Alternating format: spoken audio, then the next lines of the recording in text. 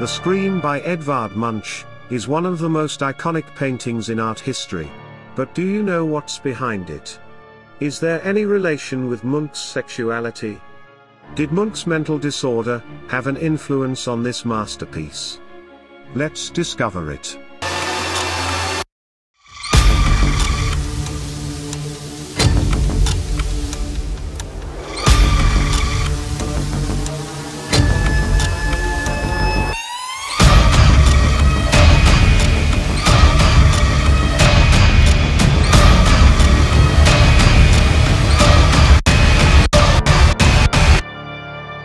The Scream represents a person without gender. This has a possible explanation if we look at Munch's unconscious.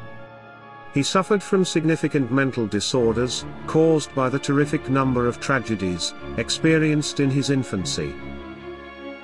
The painting was inspired by a sort of hallucination, a severe anxiety crisis, as described by Munch himself in his diary. One evening, I was walking along a path. The city was on one side, and the fjord below. I felt tired and ill. I stopped and looked out over the fjord. The sun was setting, and the clouds turning blood red. I sensed a scream passing through nature. It seemed to me that I heard the scream. I painted this picture, painted the clouds, as actual blood. The color shrieked. This became the scream. Probably, the scream he heard was the terror caused by a temporary explosion of thoughts and emotions, which were hidden in his unconscious. The despair for the premature loss of his mother, when he was only 5 years old, came to his consciousness as a scream, overcoming the defensive censorship.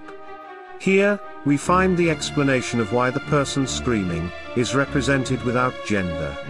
During such a crisis, the libido is almost blocked. The fear takes all the scene, deleting temporarily the sexual identity. The mysteries behind the scream are the mysteries of Munch's personality. The demons, hidden in the deep of himself. This masterpiece was inspired by a temporary mental illness. Then, the healthy side of his mind, with his painting technique, with his figurative culture, was able to express the vision caused by the hallucination and the anxiety status. The greatness of Munch was to represent his own anguish in such an effective way, to become the icon of contemporary society's inquietude.